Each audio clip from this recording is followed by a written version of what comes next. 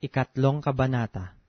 Kaya't nang hindi na kami mga katiis, ay minagaling naming maiwang nangag-iisa sa Atenas, at aming sinugo si Timoteo na aming kapatid at ministro ng Diyos sa Ebanghelyo ni Kristo, upang kayo'y kanyang patibayin at aliwin tungkol sa inyong pananampalataya, upang ang sino may huwag mabagabag sa pamamagitan ng mga kapighatiang ito, sapagkat kayo rin ang nangakaalam na itinalaga kami sa bagay na ito. Sapagkat sa katotohanan, nang kami ay kasama ninyo, ay aming sinabi ng una sa inyo na kami ay mangagbabata ng kapighatian. Gaya nga na nangyari at nalalaman ninyo.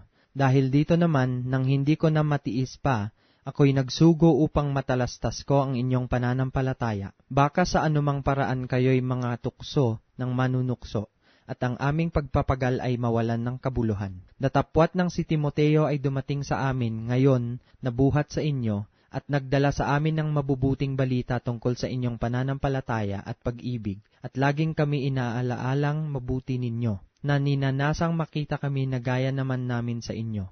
Dahil dito'y nangaaliw kami, mga kapatid, tungkol sa inyo sa pamamagitan ng inyong pananampalataya sa lahat naming kagipitan at kapighatian. Sapagkat ngayon ay nangabubuhay kami, kung kayo'y nangamamalaging matibay sa Panginoon. Sapagkat anungang pasasalamat ang aming muling maibibigay sa Diyos dahil sa inyo, dahil sa buong kagalakan na aming ikinagalak dahil sa inyo sa harapan ng aming Diyos. Gabit araw ay idinadalangin naming buong ningas na aming makita ang inyong mukha, at aming malubos ang inyong pananampalataya.